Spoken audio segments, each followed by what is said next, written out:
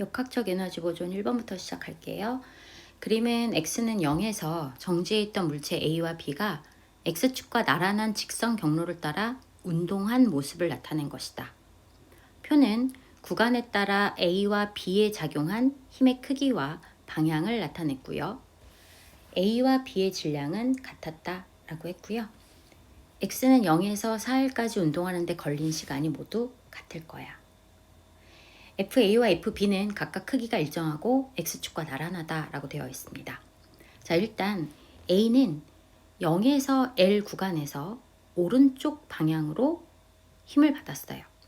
그러면 A의 속력은 0이었다가 VA라고 하는 값이 됐을 겁니다. 0에서 VA가 됐을 거란 얘기죠. 속력이 이렇게 증가를 해서. 자, 그러다가 그 이후로는 속도의 변화가 없어요. VA, VA 이렇게 계속 일정했다는 얘기죠. 근데 여기에서 시간을 한번 생각해 보시면요. 똑같이 L만큼을 가야 하는데 요 0에서 L 구간은 평균 속력이 2분의 1 VA거든요. 근데 여기서는 VA예요. 그러면 여기서 가는 시간이 2배가 더 커야 할 거예요. 여기보다는. 되시겠죠?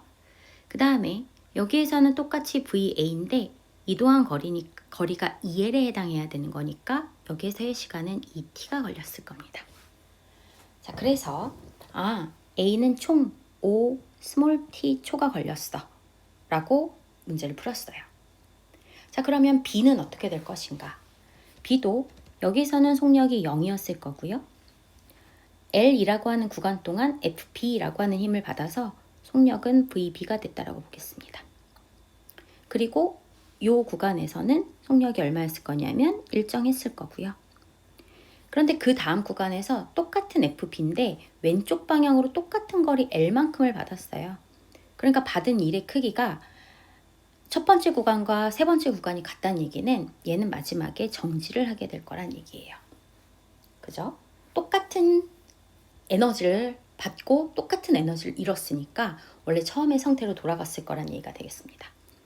자, 그러면 얘네들의 시간을 표현할 건데 얘네들은 제가 라지 t를 이용해서 한번 표현을 해볼게요. 그러면 얘의 경우에는 여기에서 라지 t가 걸렸다 라고 한다면 여기에서도 라지 t가 걸려야 할 거야. 그치? 그런데 여기는 얘네들의 평균 속력이 2분의 1 VB로 t초 동안 움직인 것이 L인데 그거의 2배가 되어야 하니까 얘는 2 t초가 걸려야 되겠다 라고 볼 수가 있게 되는 거겠죠. 그죠? 아니죠. t초가 걸려야 되겠다. 여기는 평균 속력이 VB니까 이동 거리가 2배 차이예요. 그죠? 1대 2라고 하는 차이가 나와야 되는 거니까 시간은 서로 어때야 될 거냐 하면 같아야 되겠구나. 되셨을까요? VB 곱하기 T와 2분의 1 VB T가 서로 2배 차이니까 그럼 얘는 3T가 걸렸다는 얘기예요. 자, 그렇다면 여기에서 라지 T는 3분의 5 스몰 t구나 라고 하실 수 있게 되겠고, 자, 그리고 난 다음에 이제 가시는 거는 바로 뭘 갖고 가실 거냐 하면 얘네들 이동 거리 갖고 가려고요. 그냥 요 가운데 거 가지고 할게요. 뭐 평균 속력 구하고 말고 없이. 여기 가운데 속력이 VA 곱하기 2 스몰 t고요. 여기는 VB 곱하기 라지 t인데 라지 t가 3분의 5 스몰 t예요. 그런데 이 둘의 크기가 서로 어때야 돼요? 같아야 하죠. 같아야 합니다. 같아야 한다라고 하는 것은 결국에 VA equal 뭐가 될 거냐면은 6분의 5 VB가 될 거예요. A의 속력은 B의 6분의 5배가 될 거고요. 여기에서 얘들이 요 구간에서 받은 일이다 라고 하는 것은 결국에 이 지점에서의 운동 에너지, 그러니까 VA와 VB일 때의 운동 에너지에 해당하는 값이 될 거라는 거거든요.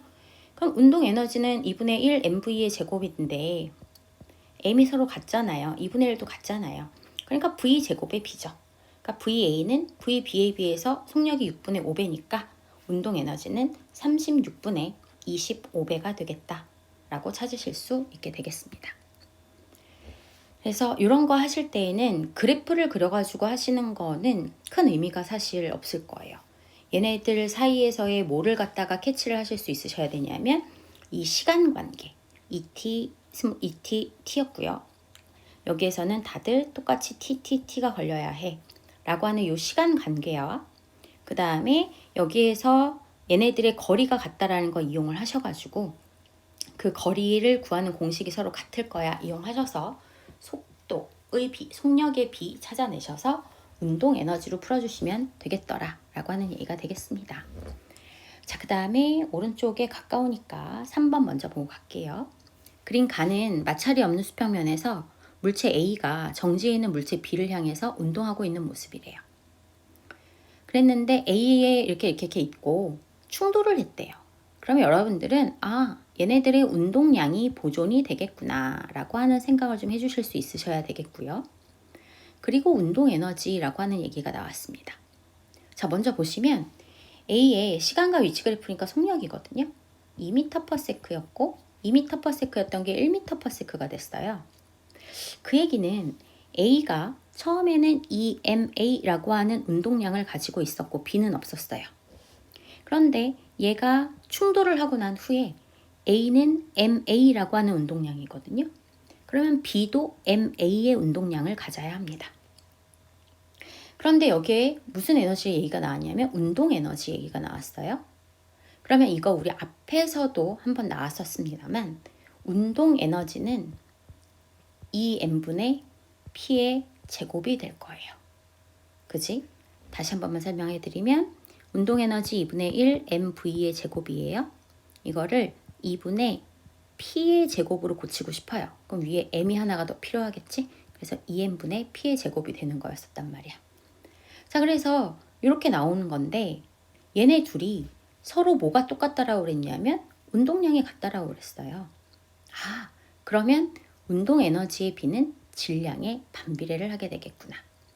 운동 에너지의 비가 B가 A의 3배라고 했다면 이것으로부터 질량의 비는 3대 1이겠구나를 찾아내 주실 수 있다는 얘기가 되겠습니다.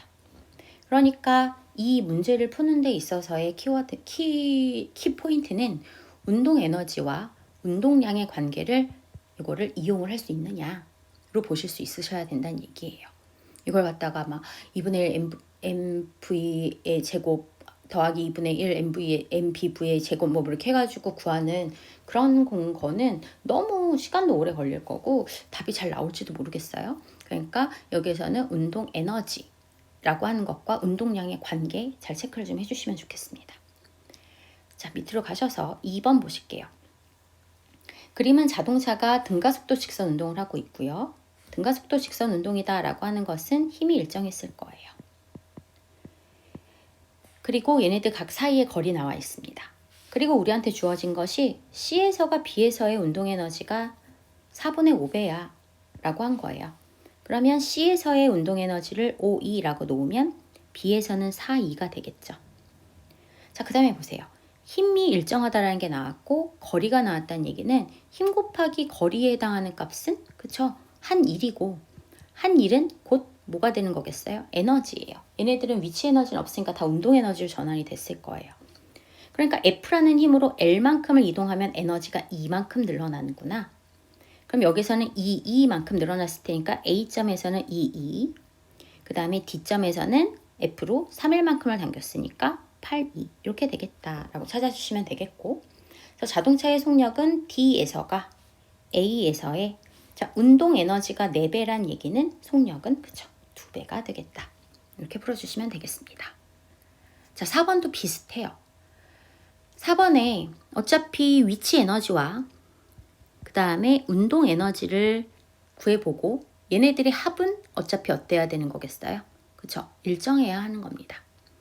그래서 A의 운동 에너지는 여기는 0이었을 거고 D는 위치 에너지가 0이었을 거예요.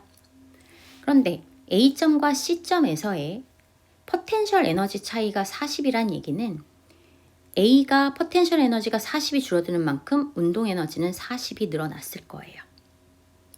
그러고 있는데 B하고 D 사이는 또 50이야 이렇게 나와 있지. 그러면 D점에서는 위치 에너지가 0이면 B점에서의 위치 에너지는 50이었을 거란 얘기가 될 거고요. 그 다음에 C에서의 속력은 B에서의 2배다. 속력이 2배면 운동 에너지는 4배죠. 그러니까 B는 운동 에너지가 10이 나왔을 거예요. 그러면 여기 보면 합이 얼마가 나와야 된다라는 거? 그쵸? 60이 나와야 돼요. 그럼 A에서의 위치 에너지는 60일 거고요. 그 다음에 C점에서의 위치 에너지는 20일 거고 D점에서의 운동 에너지는 60이겠구나. 자, 요거를 가지고 보시면 A와 B 사이의 거리래요. M, G, H가 몇 줄 차이가 나고 있냐면 위치 에너지가 10줄 차이 나고 있다는 얘기는 얘네들은 1m. C와 D 사이에서 중력이 한 일은 그죠? 20. D에서의 물체의 속력은 60줄은 2분의 1 곱하기 1 곱하기 V제곱 구해보시게 되면 2 루트 30이라고 하는 값이 나올 수 있게 될 겁니다. 이렇게 해주실 수 있게 되겠고, 다음 페이지 가볼게요. 자, 5번을 보시면 그림과 같이 지면에 정지해 있던 놀이기구에 연직 방향의 일정한 힘 F와 그다음에 중력이 함께 작용을 해서 점 P를 지날 때까지 가속이 될 거래요. 그러니까 이거를 그래프를 한 번만 그려볼게요. 시간과 속도 그래프를 그려가면서 해보는 거죠. 그래서 0이었다가 가속이 됐대요. 네, 가속이 됐습니다. 그러다가 어떻게 됐느냐 하면 그 P를 지난 순간부터는 중력만 작용을 해서 최고점에 도달을 했대요. 그럼 중력만 작용을 했으면 가속도는 마이너스 G, 즉 마이너스 10이라고 하는 값이 될 거예요. 그렇게 이렇게 점점 줄어들 겁니다. 되셨죠? 자, 그랬는데 P와 Q의 높이가 각각 H와 3H예요. 그러니까 P점까지는 H고요. P점에서부터 Q점까지는 2H란 얘기거든요. 그러면 얘네들의 면적이 1대 2가 나오려면 요 시간이 1대 2가 나와야 되겠구나.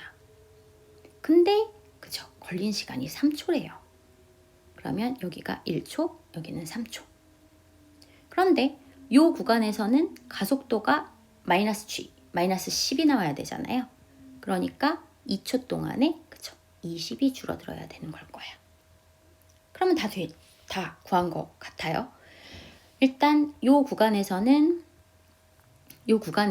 가속도가 2G가 나왔거든요. 그치? 가속도가 2G가 나왔어요. 그러려면 F 마이너스 mg에 해당하는 것이 2G가 나와야 되니까 F 값은 얼마가 나올 거냐면 그쵸? 3mg만큼의 힘을 줬구나 라고 하는 거 나올 수 있을 거고요. 그 다음에 여기 높이 H는 10m구나 라고 하는 것도 나올 수 있겠네요. 자, 그래서 보시면 Q점에서 중력에 의한 포텐셜 에너지는 mg 곱하기 3h고 F가 한 일은 F는 우리가 좀 아까 3mg라고 구했거든요. 3mg 곱하기 높이 h가 되는 거니까 서로 같다. 맞는 얘기가 되겠습니다. F의 크기는 놀이기구에 작용하는 3mg 맞고요. h는 아까 10m. 그러니까 여기에서 가속도가 2g라고 하는 거 이용해서 F-mg가 2mg 그러니까 m 곱하기 2g라고 하는 걸 이용을 하셔서 F값이 3mg인 거 찾아내 주실 수 있으시면 될 것 같아요. 그래서 얘네들 답은 기억과 니은이면 그쵸? 3번이 되겠습니다. 자, 오른쪽에 7번도 비슷해요. 비슷한데 조금 더 복잡해요. 자, 7번도 제가 그래프를 그려가면서 한번 문제를 풀어볼까 합니다. 이렇게. 왜냐면 얘는 올라갔다 내려오기까지 해야 되니까 속도의 그래프가 위로 가는 거, 그 다음에 아래로 가는 거 이렇게 플러스와 마이너스를 표현을 해야 될 것 같아요. 자, 그랬을 때 질량이 m인 놀이기구가 올라갔다가 내려올 거다. 정지해 있었는데 얘가 0에서 t까지는 시간 t까지는요. 여기를 조금만 바꿔서 시간 t까지는요. 중력과 크기가 3mg래요. 자, 위로 3mg고 중력은 mg거든요. 그러면 R자임이 EMG가 될 거고 그럼 가속도는 EG가 될 겁니다. 자, EG라고 하는 가속도로 t초 동안 올라간 거예요. 그러면 그때의 속력은 그쵸? EGT가 될 거죠. 가속도 EG로 t초 동안이니까 EGT라고 하는 속력을 갖게 될 거예요. 그리고 T는 T부터 4T까지는 중력만 작용했대요. 그러면은 아래쪽으로겠죠. 그지? 아래쪽으로인데 중력만 작용을 하면 가속도가 마이너스 G 값이 나와야 될 거야.